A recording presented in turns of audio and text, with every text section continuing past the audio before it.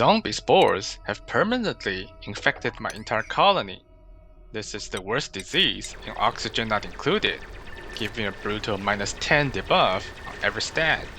I'll be playing with the worst builders, the worst diggers, the slowest runners. Every single job will be a struggle. The only way to cure them is to craft the rare Serum Vial. Can I survive this nightmare and conquer the worst challenge ever? Watch me suffer through the torment and find out. This is our challenge colony, and we got a welcome message saying zombie spores and no sickbay built. In a regular colony, zombie spores would last for 18 cycles, but for this challenge, it will be infinite cycles until they are cured by Serum Vial. I would expect to have a very different build order for normal colonies, but first, we still have to dig before we can do anything else. We can see how bad the Duplicants actually are in action and plan the strategies. I have actually rolled for a digger, a builder, and a suit wearer, and set the priorities according to their advantages. I originally wanted to only allow the digger to dig, and ban the other two dupes completely, since they have such extreme stats. But this early in the game, what could the other two dupes do besides digging? So I end up giving more of them permission to dig. At least they can find something to do. While they are digging, let's take a peek at the goal. What are the ingredients for the Serum Vial? It is made from steel and sun nymph egg. Sun nymph is a morph of shine box, so the sun counters zombies. That makes sense. Eggs gives the protein to make the Serum Vial. But what about steel? Is that the movie reference or something? The zombie efficiency is shockingly terrible. You might know about bad traits that you want to avoid when picking dupes, like undigging or anemic. But the zombies are much worse than all these bad traits combined. If we make a comparison, you can see zombies are as bad as undigging and much worse than anemic dupes. I usually play with normal speed in the first cycle to make some initial plans, but I have to switch to the fastest setting now if I want to finish this challenge before next DLC release. But at least we made a little progress. We have digged a few tiles in the first cycle. Now I'll try to build a manual generator. We definitely need to prepare power and oxygen in advance before it's too late. Let's see how fast they can build. What? They're suffocating Cycle 1 in the base. Wow, I definitely still have oxygen. But their run speed is so slow that they can move out from even the smallest CO2 pit quickly enough and suffocate. I really need to babysit their location and breathing conditions. The downtime has started, but we have not finished a single building in the first cycle. In fact, they haven't even finished delivering the materials for the building.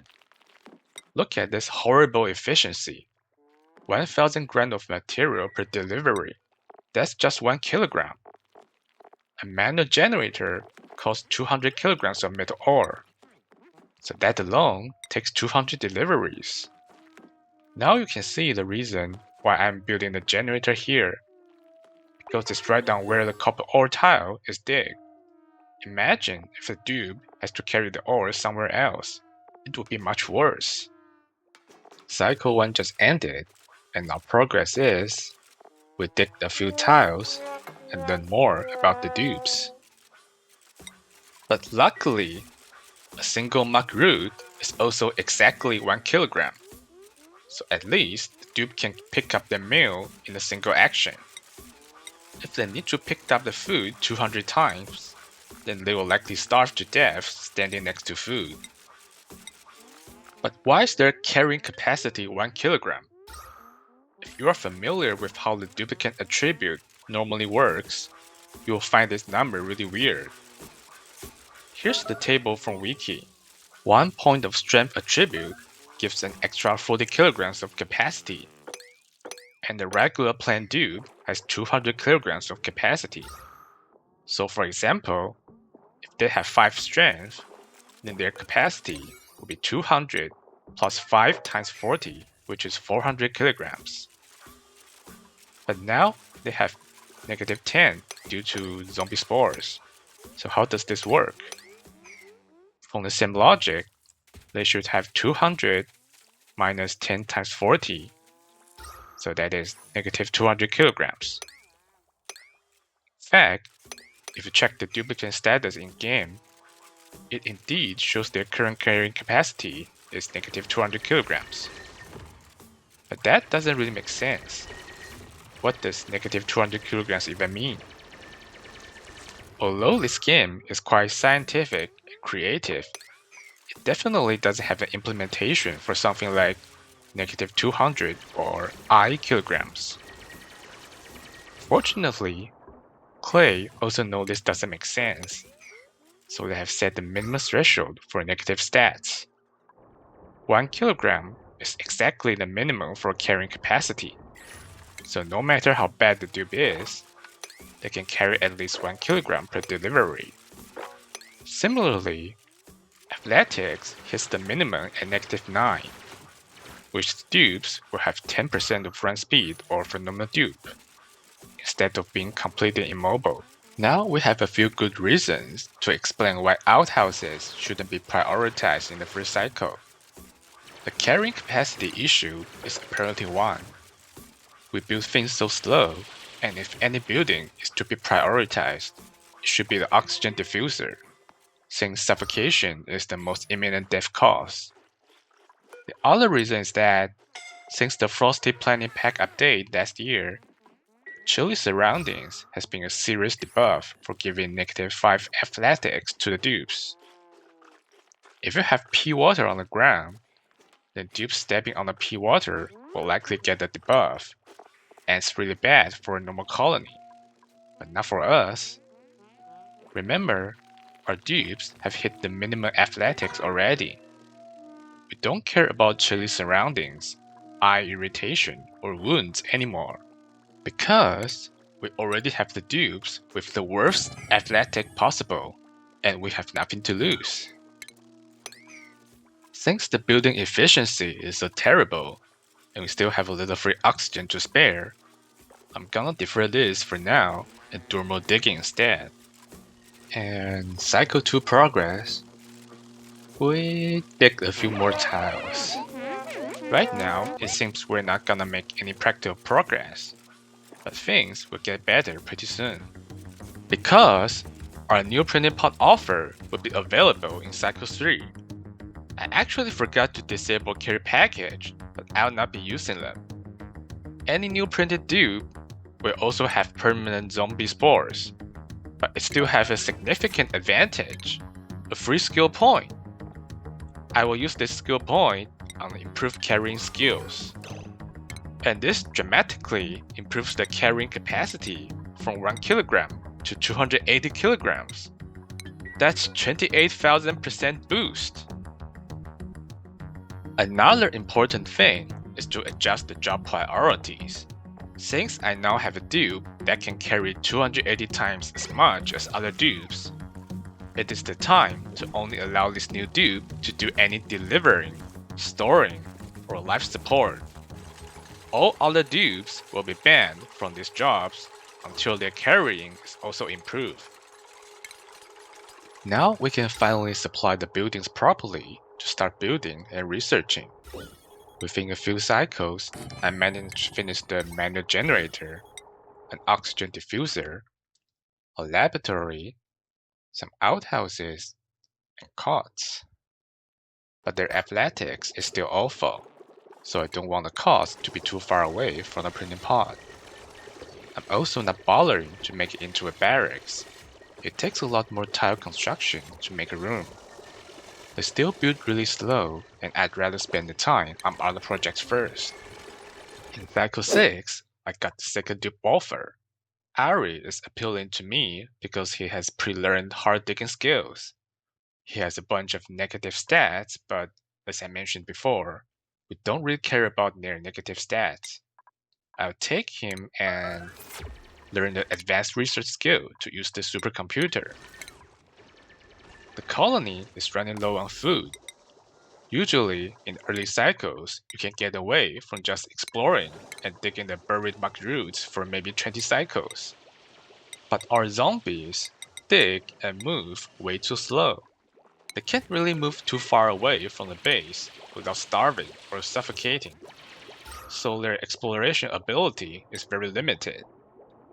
Fortunately though, the basic farming research is in time, and I can drop a lot of planter box to start farming meal wood. I chose planter box instead of farm tiles because planter box can be built much faster, and they also require one less technology to research. Both of these will save a lot of time for zombie level efficiency. But after a while, I realized there's another problem. Researchers can still deliver to research station with their own terrible 1 kilogram per delivery efficiency. How is that possible? It's because delivering to a science station can be either a supplying or a researching job. So a dupe banned from supplying can still deliver if it is allowed to do researching job. Similarly, a builder can still deliver to building blueprint with that terrible efficiency. But if I want to prevent this and only allow the new dupe to do building and researching, then it would be almost doing every job on its own. And other dupes have absolutely nothing to do. Do you think there's a solution to fix this? Let me know your thoughts in comments. Anyway, the new dupe with improved carrying skill is definitely still a huge boost for our supplying jobs. But can we replicate this success to other type of jobs? Unfortunately, no. Take digging for example. A dupe with minus 10 excavation has minus 250% digging penalty. If the dupe learned the level 1 skill, hard digging, they will have minus 8 excavation, which gives a minus 200% digging penalty.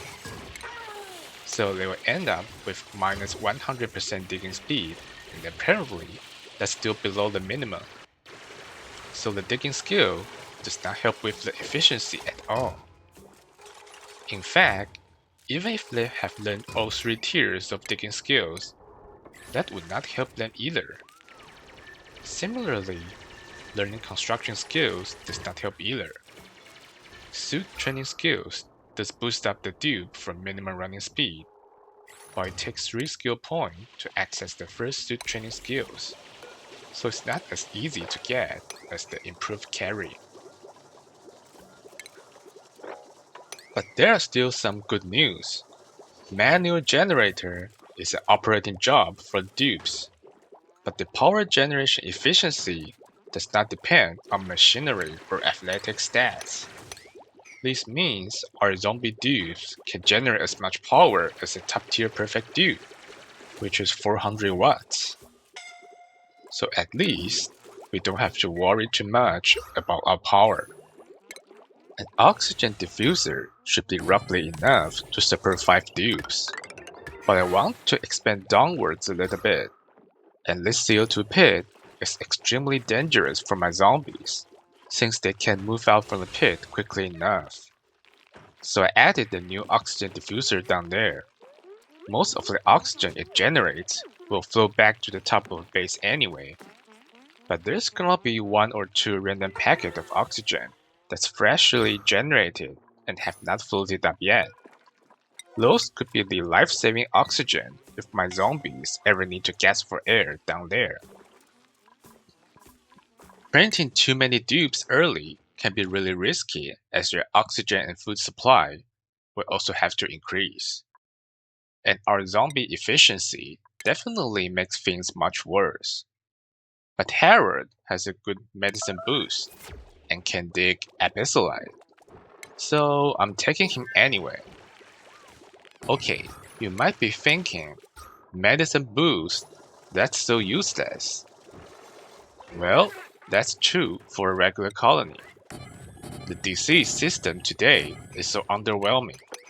It could hardly do any threat to experienced players, unless all your dupes are zombies. You'll see how much it matters when we actually try to cure the zombie spores. After a few cycles, I have printed another zombie, Bubbles, so now I have 7 zombies in total. I have also built more Millwood farms, outhouses, and finally a supercomputer. With the oxygen and food issue roughly settled, I am once again starting to think about the ultimate goal, Serum Vial. But suddenly, another crisis strikes. Look at Ashkan. He's starving and desperately trying to get food. But he was attempting to pick up the mug root in the end of this ladder, and this area is full of CO2. With this zombie level speed, he was out of air when he's climbing back from the bottom, so he drops the food and falls down to the bottom again, which Ashkan would attempt to climb down to pick up again. Kind of a death spiral. There's definitely a lot of ways to solve this, but now starvation death is imminent. Ashkan has less than 200 kilocalories left. I have to immediately ban him from eating mug roots and relocate him so he now targets Millwood on the top. Ashkan is now going up to eat meal lice for his life, but his calories is running out.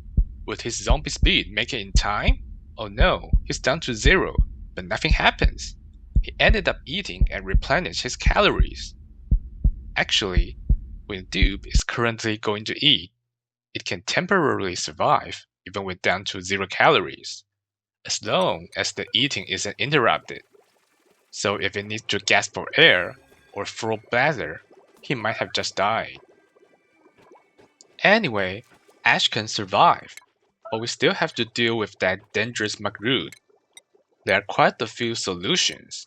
I can add the tile in between so it doesn't drop all the way back to the bottom.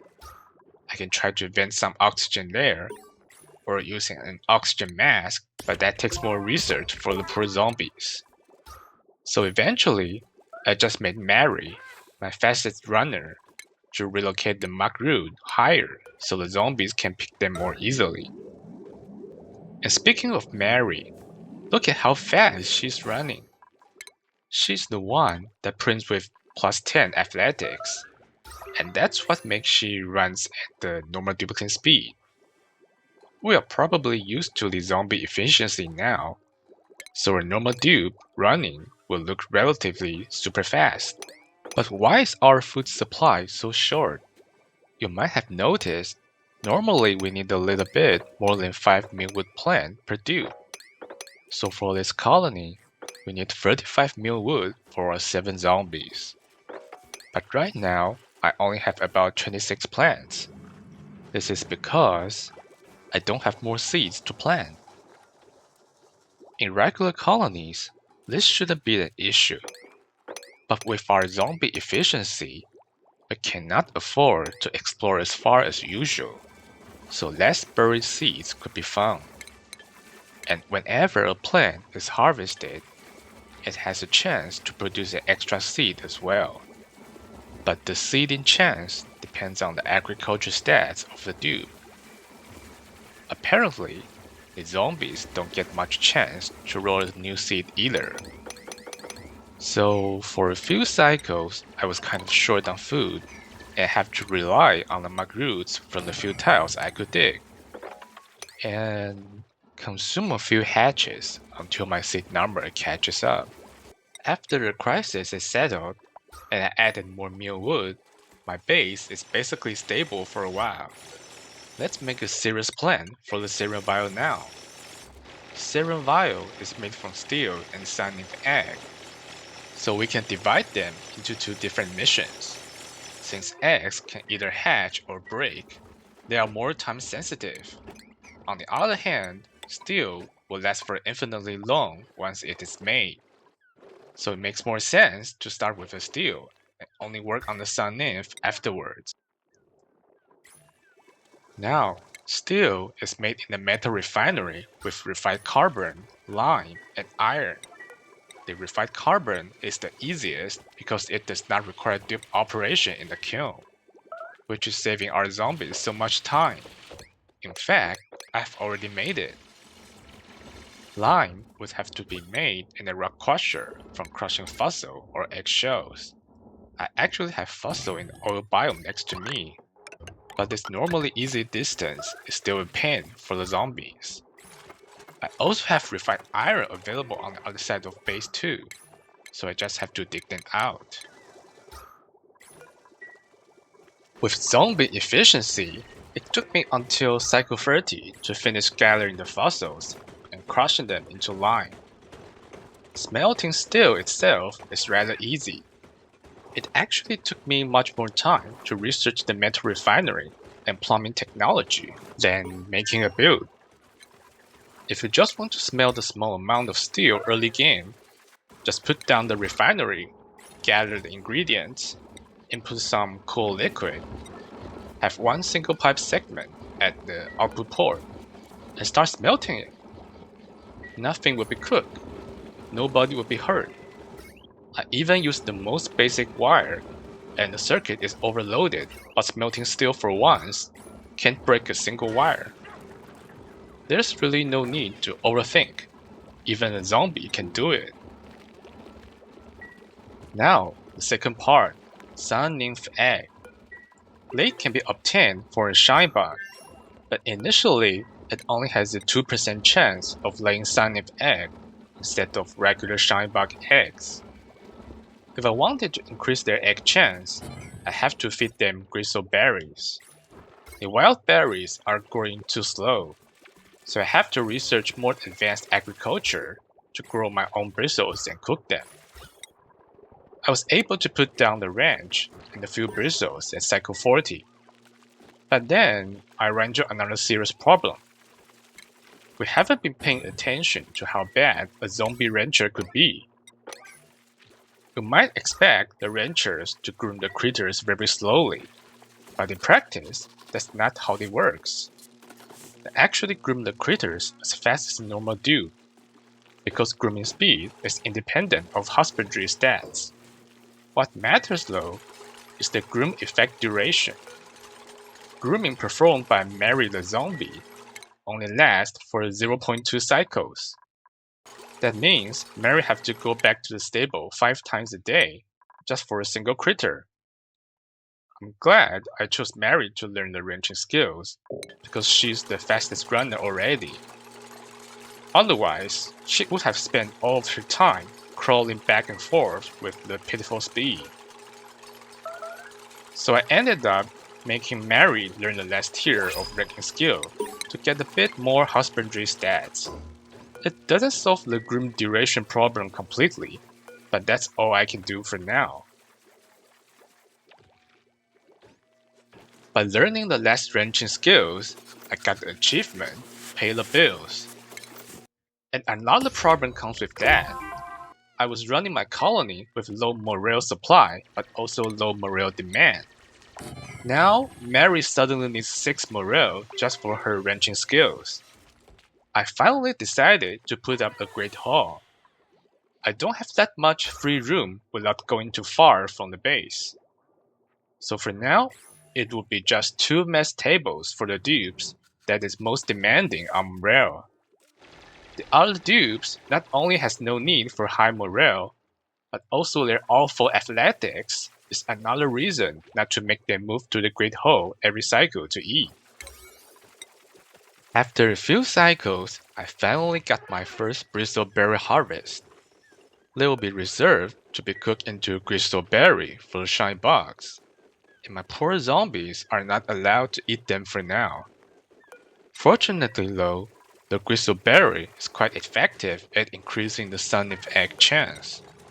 The shine bug ate just once, and the sun nymph chance increased from 2% to 50%, and the second consumption further increased it to 66%. So by cycle 55, I finally got my first sun nymph egg. I've only ever found one shy bug near my base though, so this egg is kind of precious to me. I must decide if I craft this first one into a Serum Vial immediately, or just leave it to hatch and wait for more eggs in return. Should I enjoy or invest? After thinking for a while, I guess having a single dupe cured doesn't do much for me, so I'll choose to invest and allow the egg to hatch.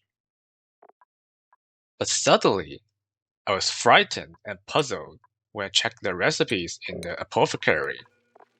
Why is there no recipe for Serum Vial?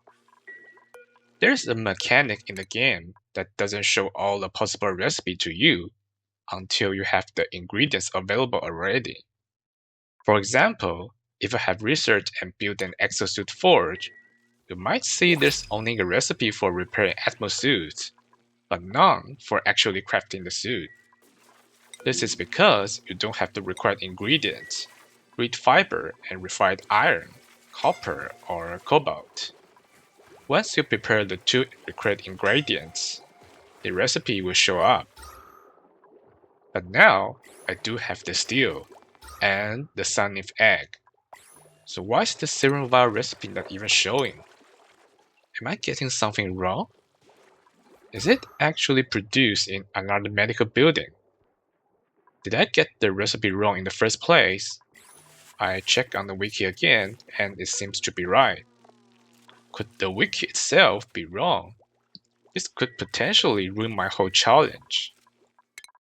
I was kind of panicking and asked a few other veterans about this, but we don't really got the clear answer. Most of the experts probably never crafted a serum vial for years, because it's just rare to be infected by zombie spores normally. To be honest, I haven't crafted any serum vial in my regular player either. So I made the new testing colony and played for a while. Eventually, I found the answer. I have to research more technology and unlock Disease Clinic to also unlock the serum vial recipe. It makes some sense, just not really consistent with other recipe reveal logic in the game. Anyway, at least I just have to research a few more tags and wait for more sunleaf eggs. When I was waiting for the shy bugs to reproduce, there's some other drama going on. So I have this CO2 pit at the bottom, and has been a problem for a while for the zombies, like the picking food and dropping death spiral earlier in the video. I could have tried the carbon skimmer, but it requires more research, and I was researching really sparingly in this challenge due to the zombie efficiency. I'm also not a fan of carbon skimmer in my regular colonies. A CO2 pit of this size isn't really a problem in normal play, and I never bothered to do anything about it. So I decided to be a bit naughty. Since I have a rancher now, I relocated the slickster from the oil biome into this pit. It's not really about crude oil production. I just want them to consume the CO2. But the slickster was wild initially, and the wild consumption rate isn't really fast enough. I'm not comfortable to have my zombies build a ranch down there. So I decided to move a second slickster into the pit. However, the second slickster is a bit deep inside oil biome, which was quite hot. And attempting to dig there scalded a couple of my zombies. It might seem dangerous and a bit silly doing this, but don't forget, my zombies have nothing to lose. They already have the worst athletics possible, so further penalties from wounds don't really matter. Also, it might sound a bit weird, but allowing zombies to go into the hot oil biome could sometimes be safer than a normal dupe. Imagine a normal dupe who could move fast, would walk a long distance deep into the biome, and got wounded in the process. When the dupe is going back, its movement ability is compromised by the scalding wounds and toasty surroundings, so it might not be able to retreat to safety in time and be incapacitated. But our zombies already start with the worst athletics, so it would not be able to get too deep into the danger in the first place.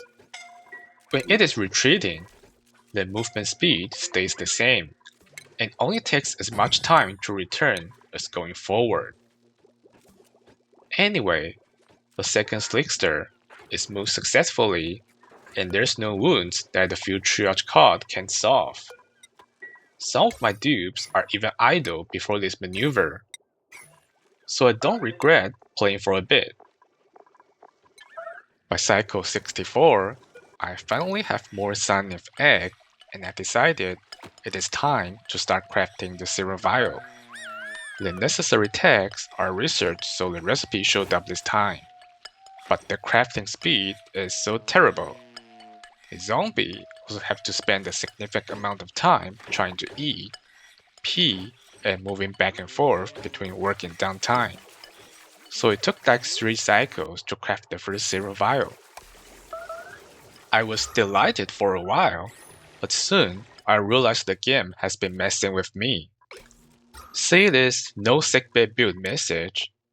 It has been there since the very first cycle.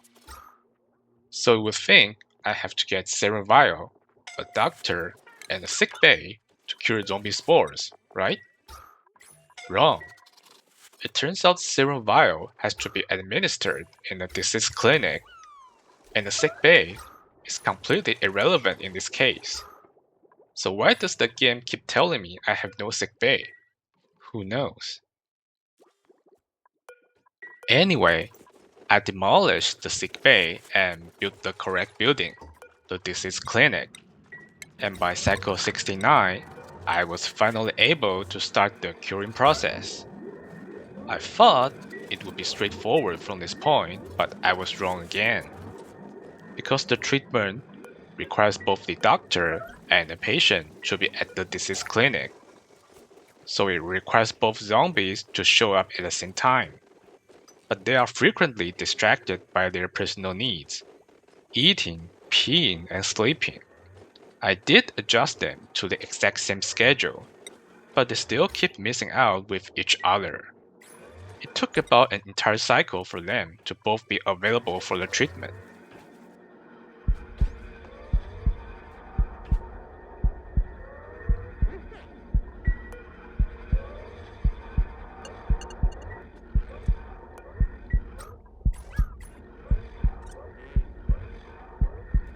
Finally, I got the first cure dupe and the achievement.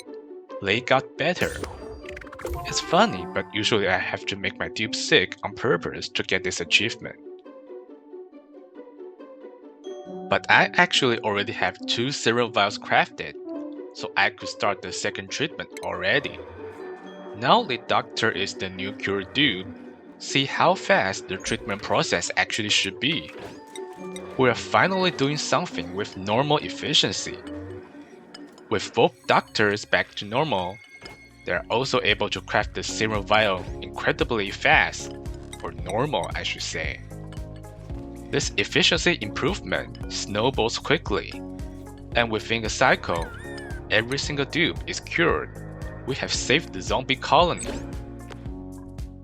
But after all, we spent 70 cycles just to get our dupes back to normal. And I have pretty much exhausted the algae supply nearby.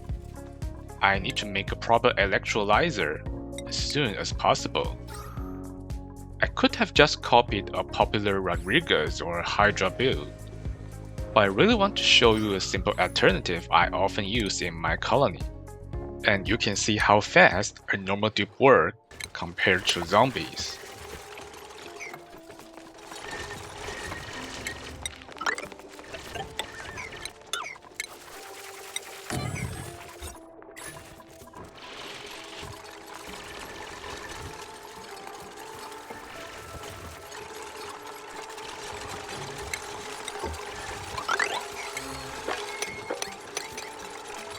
I have my electrolyzer sitting in a completely open space and just let it operate naked.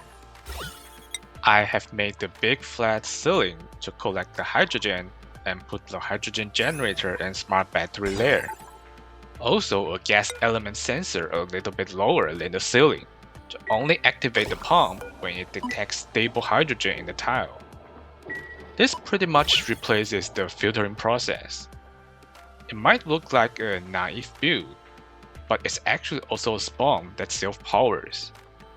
In fact, it even saves more power than most regular SPOM you can find because it doesn't have oxygen pumps.